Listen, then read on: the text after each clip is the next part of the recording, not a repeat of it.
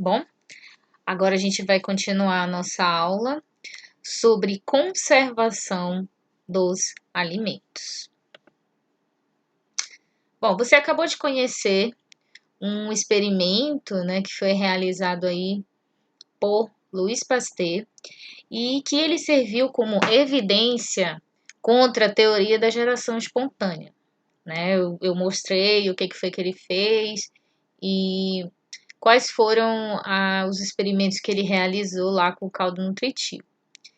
Reflita agora sobre a importância desse experimento dele para a nossa vida cotidiana, por exemplo, como conservar os nossos alimentos.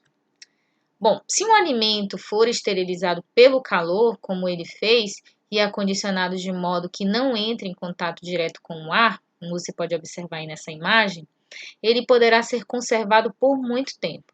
Mas se você, por exemplo, deixar esse alimento aberto, é óbvio que os fungos eles vão acabar chegando até esse alimento e se reproduzindo, e aí acabar mofando aquele alimento. Tá? Lembrando que não são somente os fungos que fazem esse tipo de reprodução nos alimentos, as bactérias também fazem.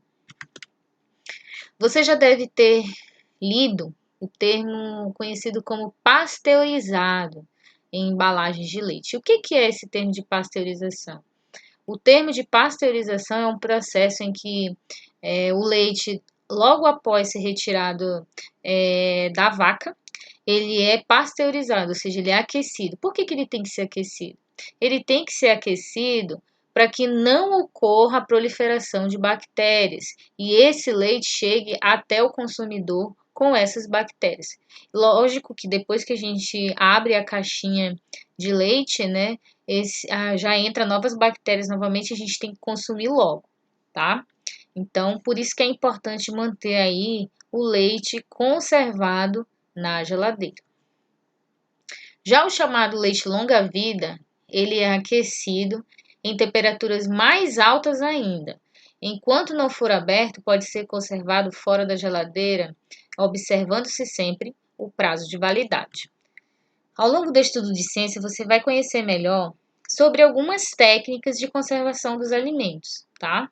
Entre elas, nós temos o resfriamento, né, na geladeira, mas só que esse tipo de conservação de alimento não é tão eficaz, até porque existem algumas bactérias e fungos que conseguem se desenvolver na temperatura da geladeira, então, portanto, um alimento ele não pode ficar muito tempo na geladeira. Ele tem ali um prazo também para ficar na geladeira.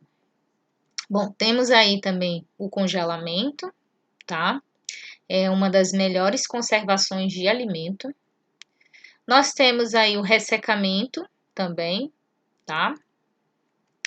Nós temos o salgamento, processo de salgamento, onde o alimento ele é desidratado com sais. Aqui no ressecamento, ele é totalmente desidratado, a água sai desse alimento, ok?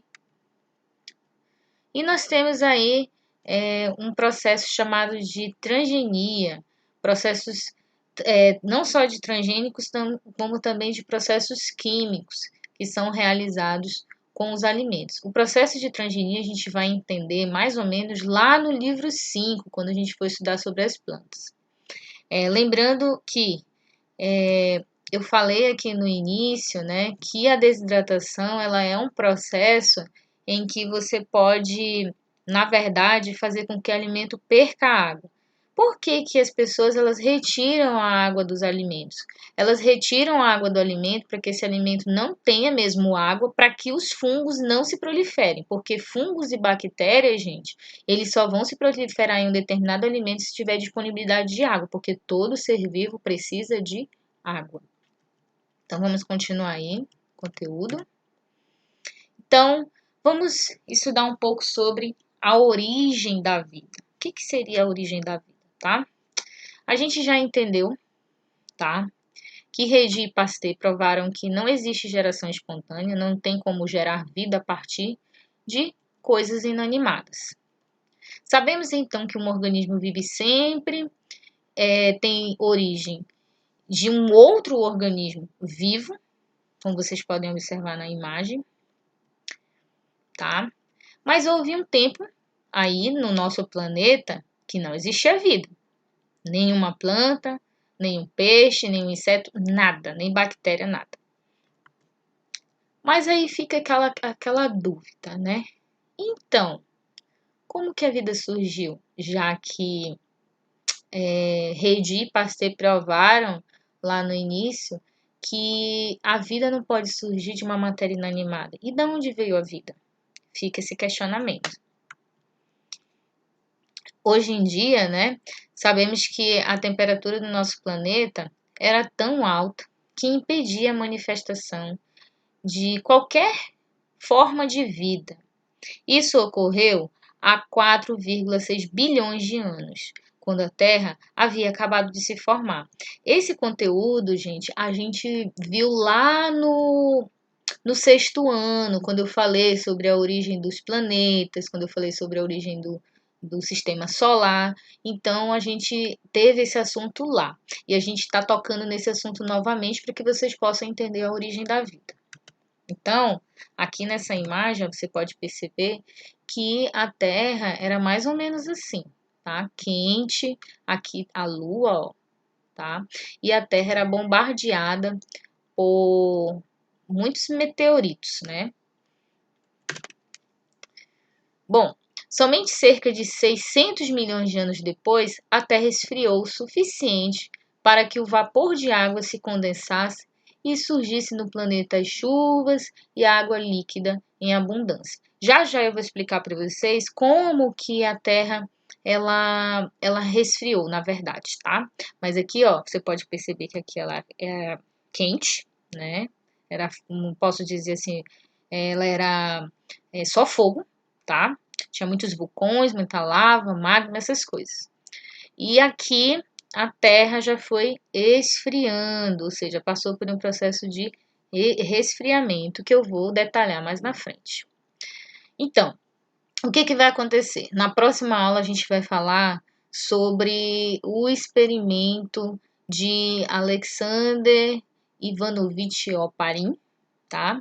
E John Burton Haldane, tá?